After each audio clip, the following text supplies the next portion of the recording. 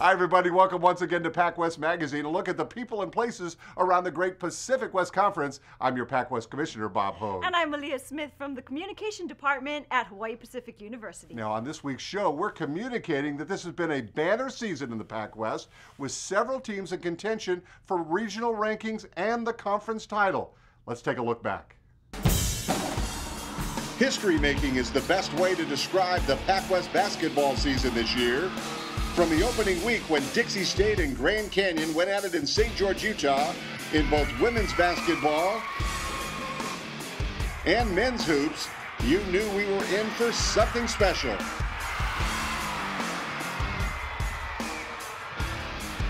Along the way, there would be more fantastic finishes than you could count on one hand. It didn't matter if you were in the San Francisco Bay Area or in the islands of Hawaii, you were sure to see some of the most amazing basketball action you've ever laid your eyes on. To Shipman, 1 second, desperation try, good for a three, UH Hilo. And in Phoenix, Arizona, a national television audience feasted on the greatness of PacWest basketball too, when Grand Canyon and BYU Hawaii went at it on CBS College Sports. The game was a back-and-forth thriller that showcased just how strong our PacWest Conference would be this season. You have national television, and that bodes well for the PacWest. People see the caliber of play in this league. But I think the people here are really excited about basketball. They certainly know that this team that we were playing was defending conference champions. And so I think there was just a lot of energy in the building that just carried over, and it definitely sparked our guys. Preparation. Our events team is unbelievable.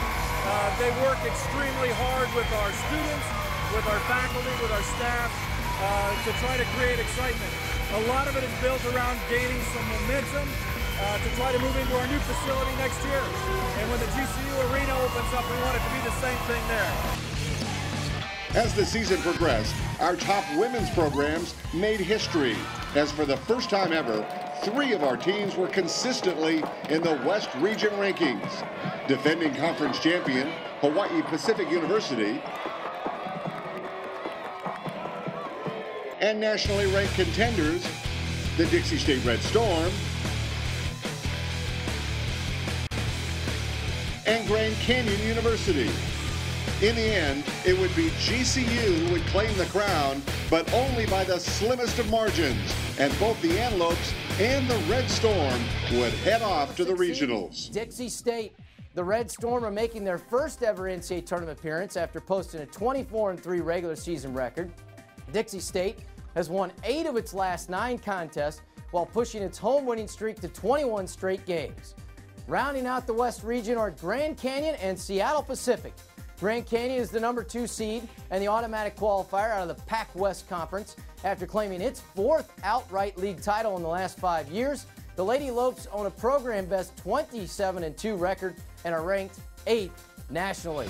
The 7th in the men's game, the conference would make history too, as no less than 4 of our top teams made it into the regional rankings. The Grand Canyon Antelopes, the Dixie State Red Storm, and 2 Hawaii teams, the Seasiders of BYU Hawaii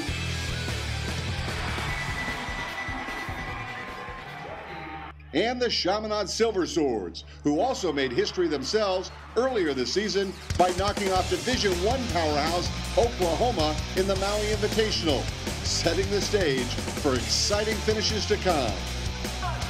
There were so many great games and great teams, it's virtually impossible to name them all. But just know that all of our PacWest teams played at a tremendously high level. In fact, the conference had several national leaders, including BYU Hawaii's Marcus Whippy, who led the nation in rebounding, Shane Hansen of Chaminade, who was one of the top 3-point shooters in the country, and Mamadou Diarra of the Silver Swords, who was one of the top shot blockers. And on the women's side, Grand Canyon's Samantha Murphy led the NCAA Division II in scoring. Coming down the stretch in the men's conference race, the top 6 teams would battle it out in Hawaii during a grueling week-long stretch at the end of the season. Let's showcase one of those games. That amazing week started with another historic matchup as Dixie State went to Laie trying to pick off its first ever victory at BYU Hawaii. And this game had it all as it headed into overtime. That's where the Red Storm showed they meant business with a great effort by Griffin Jones and an early lead in the first OT. But the Seasiders battled back. Jet Chang, the conference's leading scorer, with a great drive for 2. And then it's Jake Daystrom with a big-time three-pointer as this game would go to a second overtime. The visiting Dixie State cheerleaders were thrilled with the excitement. And so were the hometown fans from BYU Hawaii. In the second overtime, it's Donovan Plunkett with a big 3 for the Red Storm and a 5-point lead. But once again, BYU Hawaii battled back with Junior Ale hitting a deep 3, and this game would come down to the final seconds, tied at 93 all. And then an incredible finish as Jones scores down low for Dixie State, and BYU Hawaii tries a breakout play, but the intended target is accidentally tripped up by an official. And the end result is that BYU Hawaii is frustrated, but Dixie State gets a chance to celebrate big time with a heart-pounding 99-96 historic victory in double overtime.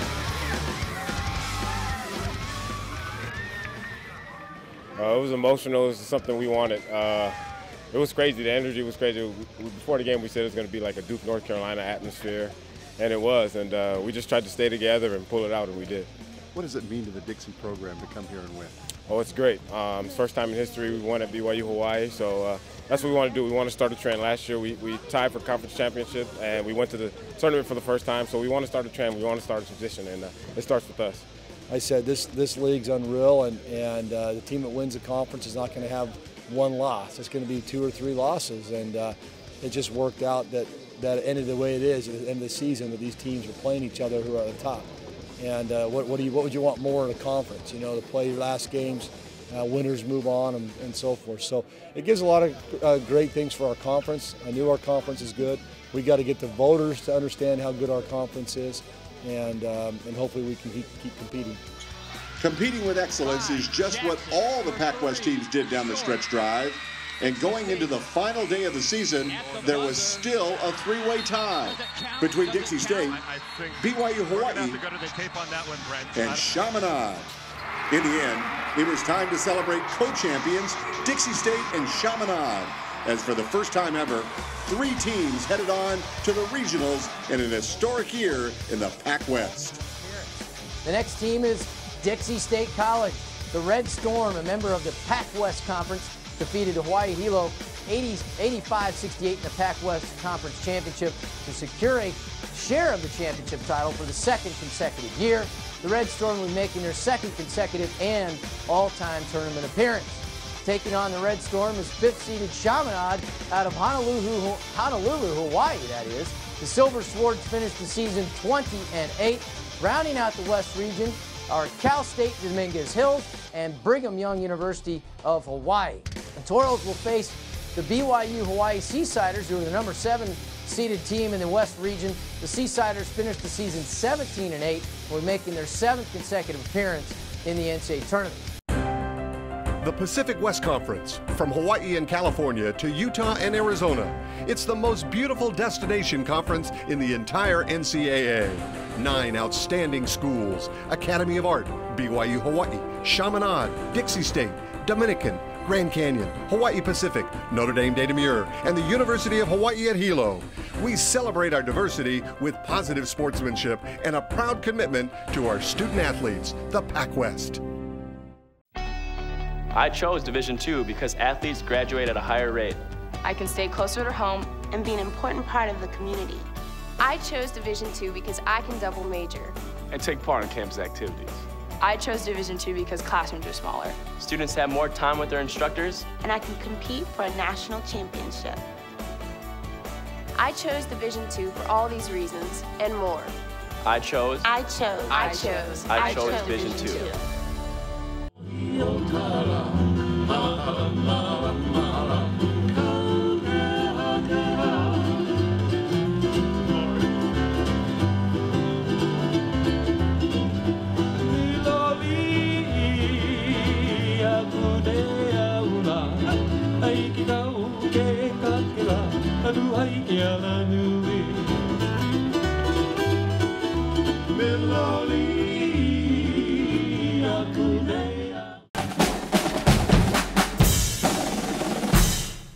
Welcome back to PacWest Magazine with Bob Hogue and Malia Smith. And as always, Wayne Coito, the PacWest Director of Compliance and External Affairs, is here with us with his latest PacWest Spotlight. Here's Wayne. Thanks, Bob and Malia.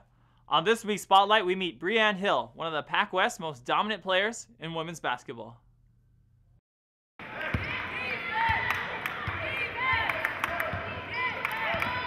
The PacWest has enjoyed a rise of prominence in women's basketball by the emergence of recent champions HPU and Grand Canyon. But the conference has seen unprecedented national attention this season as Dixie State continues to crack the top 15 of the Division II national poll. A big part of the Red Storm's success comes from the play of its Division I transfer, Breann Hill, who had to spend all last season on the sidelines. Oh, it's hard. I mean, I guess any competitor is going to say it's hard, but, you know, just practicing and working on your game and then having it being able to pay off in the end it's worth it. But, you know, I think my weight was worth it. I think it was worth it. She's been practicing for a year and a half, so we've had to guard her in practice, and so it prepares us for games like to play at Murphy or Nelson. So, you know, it was really hard for her to sit for a year and a half, but it made her really hungry this year. And she's very happy to be here, and it shows. After leading her Kirkwood Community College team to back-to-back junior college national championships, Hill couldn't seem to find her place at Marquette, but has settled in nicely at the St. George, Utah campus. You know, I just didn't feel like it was the right fit for me. You know, just personal issues more than anything, but I'm glad I made the decision that I did, and I'm happy to be here now. The former Pennsylvania AAA High School Player of the Year is a physical presence on the court at 5'10" already, but her ability to make defenders pay goes back to a childhood spent with a twin brother on the playground. I didn't play with the girls till I was about 10 or 11, and so I have a twin brother, and we were on a all-guys team and league or whatnot, and I thought it was the best thing for me, you know, to build my style of play, and I love it, and I think it's a great thing, but it was definitely playing with the guys when I was little, yeah. With Hill in the mix, Coach Angie Christensen adds another key component to an already devastating nucleus of talented scorers, and the senior forward has blended in perfectly. And she probably could score 59 if we want to do that, but what I love about her is she's so unselfish. Probably one of the most positive kids I've ever coached. And even when she misses some shots, she stays positive with her teammates. She's just a team player, and that's just awesome. Being unselfish and just playing as a team. I haven't really been on a team that plays together and gets along so well off the floor as well. So we're just a group of friends, and we go on the court, and you can tell we just play together. Now, with her one and only year competing for the Red Storm about to end, Hill knows the best way to leave a legacy at Dixie State is with a national championship. Definitely, a national championship's our goal. That was our goal from the start, but we understand you got to work to get there, and the regionals, you got to go through that and whatnot. We're just trying to get through conference right now, but knowing that we have a chance and, you know, we're putting ourselves in a very good situation is great, and we're just going to continue to keep working hard and keep moving forward every game. Breann Hill of Dixie State, one of the country's best players, right here in the PacWest.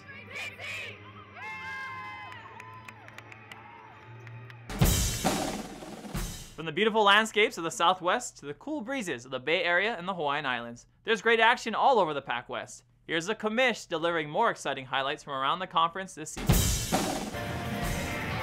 They were dancing up a storm at Chaminade's McCabe Gym for the PacWest doubleheader between the Silver Swords and visiting Grand Canyon University. In the women's game, the story was the Antelope's Samantha Murphy, who had a week of tremendous national attention, garnering accolades as a first-team academic All-American. That's an historic first for the conference, and being featured in Sports Illustrated's Faces in the Crowd. She's there because of her amazing scoring talents as the Division II national scoring leader. She had 24 points in this game, and her A work in the classroom as well. How about that? Well, actually, school's always been a priority.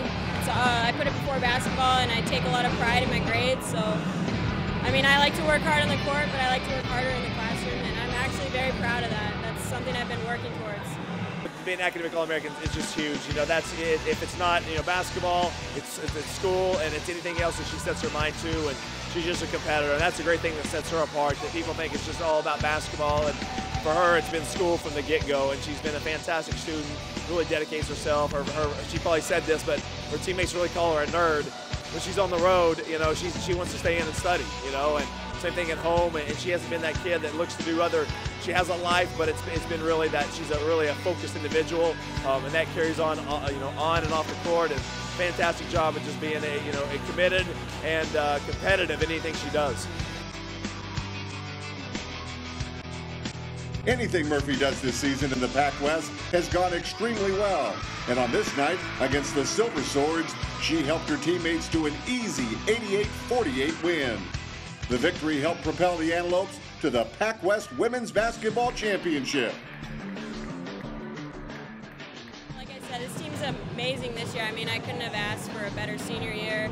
A great group of girls. We're all good and close friends, and I think that really helps. The chemistry's there, and we just have a lot of fun out there, and I think, the talent, it combines, and we're winning, and that's good, but I think this team can go far. And just how far would she like to take her Grand Canyon team this year? How about all the way to the national championship? In the world, I'd be going to Disneyland after that. I mean, In the second part of the doubleheader, Zumba was once again the theme as the Chaminade students got in shape for their big men's contest against GCU.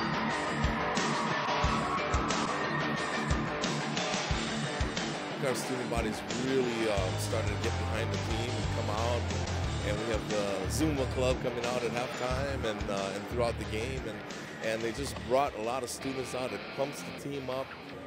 It's something we've been hoping we were able to build, and we're excited that it's catching momentum. And so I think that really does help the guys, especially when you come down to the last part of the game and the other team's making a run, and you need some extra incentive, and those fans really help us out. The game featured two of the top head coaches in the PacWest, Russ Bennell of Grand Canyon and Matt Marr of the home team Silver Sword. This game was a showcase for Chaminade's 7-footer, Mamadou Diarra. He showed some of his offensive abilities early on. But it was his defensive effort that really made a huge impact against Grand Canyon. It's easy to see why he's one of the nation's leaders for Division II in block shots. And just how dominating he can be is shown on this effort where he makes a nice move and misses, but gets his own rebound and follows it home for the bucket. And the big guy was there for his little buddy too, as point guard Stevie Bennett misses, and Mamadou is there for another rebound and score. But despite his incredible effort, Grand Canyon kept it close. Justin Wesolowski with a nice move for the bucket. Then the Antelopes get to running as Fletcher Wynn takes it to the hole on the fast break, plus he gets the foul.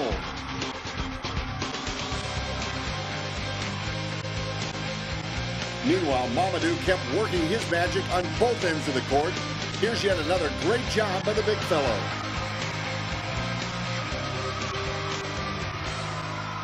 GCU made a late run, however. This is Kyle Speed taking it all the way to make it a 4-point game in the final minute. But in the final seconds, the visiting Antelopes couldn't get a 3 to drop, and the Chaminade Silver Swords held on for a pulsating 81-75 victory, and yet another important win in the incredibly tight PacWest race. Yes, a tough loss for the visitors from Grand Canyon. We played hard tonight. Just came out on the opposite end of the stick. Tough game for us tonight. We played a real good team. We just didn't come out and get a win tonight. That's about all I can say about that. Meanwhile, another important victory for Chaminade. Yeah, it's just a huge win. It's such a tough week this week. Every game is huge for us, and our guys pulled it out. It's an exciting game. There's still more to come on PacWest Magazine. Let's go check out more school-submitted videos from one of our great PacWest campuses. I'd hoped maybe someday I could come to United States, but I didn't know it could be so soon and so quick. Around 30% of the Academy of Arts' 17,000 students come from another country. So we've talked about, building... Daveson Marindich is one of the 37 international students who are student athletes, which adds additional pressure to an already difficult transition. Before I came, you get prepared that it will be a different culture, so you get prepared. But it's not like actually being here to see how different that culture is. So the first year for all of the Kenyans was pretty rough, and Dave was part of that. I think they had all these expectations of what school would be like in America, and then when they got here, a lot of them didn't have computer skills and didn't have computers to do their homework on, so academically it was really tough to adjust. Unlike academics, Daveson has had no trouble transitioning as a cross-country runner. The Kenyan has taken second place in back-to-back PacWest Conference Championships, trailing only his teammate and countryman, Amos Morrow. We encourage each other, we tell each other, these guys are not going to beat us. And sometimes also we have some pride, a little bit of pride. We are like, we are Kenyans, man. We can run. You're balancing school, athletics, and then how about a social life? Has it been difficult? It was difficult in the first year because, you were different, you looked different, and you kind of tend to see people and say, oh man, what are those people thinking of? But then when they realize that you are cool, you are kind, you have also dreams, and you are a good person, then it becomes easy to interact. We call Dave Smiley because even when he's racing, he's smiling.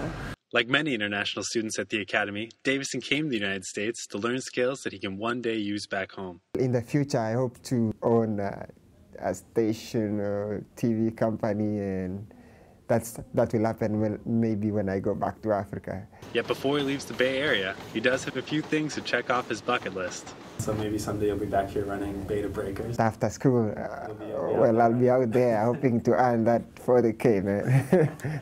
Michael Cruiser, KR News. Malia Smith and Commissioner Bob Hogue back with you on PacWest Magazine. Time for a look back at some of the great features from past shows. Here's our latest excursion into the deep depths of the PacWest Magazine Vault. The 2010 fall sports season showcased some of the finest talent in the PacWest, from Northern California to the Southwest and across the Pacific to Hawaii. In women's soccer, BYU Hawaii was unbeaten until the final week of the regular season and ranked number 1 in the West region for most of the year before finally dropping to number 2. The Seasiders showed great teamwork and great defense in racking up one victory after another throughout the year in claiming the PacWest title and advancing to the second round of the NCAA Regional. In men's soccer, the question was whether anyone could stop Coach Peter Draxon and the defending champion Grand Canyon Antelopes. The Antelopes would be ranked at number 1, 2, or 3 in the West region all season long. And they put together an impressive string of victories in the PacWest, including this very decisive 2-0 win over perennial challenger Notre Dame de Namur early in the season. That win, coupled with a tie against NDNU later in the year and a split against runner-up Hawaii Pacific, was enough to propel Grand Canyon to yet another PacWest championship. Other very strong PacWest teams this year included Hawaii Pacific. The Sea Warriors finished in the league runner-up spot for the 3rd year in a row, garnering 11 wins along the way and getting some regional ranking consideration during an impressive season. And Notre Dame de Namur also had a great year, finishing very close to securing a spot in the regional tournament and showing once again why the Argonauts are one of the top soccer programs on the West Coast. Perhaps the surprise team of the year in the PacWest was Academy of Art. Art U, as they like to call themselves now, finished at an even 7-7 on the season, impressive enough to garner Coach of the Year honors for their head coach, Daniel Rosario. The women's volleyball race would also be a very exciting one, with new contenders like Dixie State from St. George, Utah, looking very strong this year. The Red Storm were picked by many to win the PacWest during a preseason vote of conference coaches. But once again, the conference champion would come from the islands. Hawaii Pacific would be one of the contenders for the crown as the Sea Warriors battled their way into the West Region rankings with outstanding wins like this one against arch-rival BYU Hawaii. But ultimately, the 2010 PacWest title would come down to BYU Hawaii and defending champion Hawaii Hilo. The Seasiders of Vulcans would meet twice during the season, and both times BYU Hawaii had Hilo's number. Those two key victories by the Seasiders, coupled with HBU's upset of Hilo in the final night of the season, created co-champions for the conference, with BYU Hawaii and UH Hilo each claiming a share of the PacWest title. And the Seasiders heading to the NCAA tournament because of winning both games in their head-to-head matchups. Congratulations to all the champions during the 2010 fall season, including our men's and women's cross-country champions from BYU Hawaii, featured earlier on PacWest Magazine.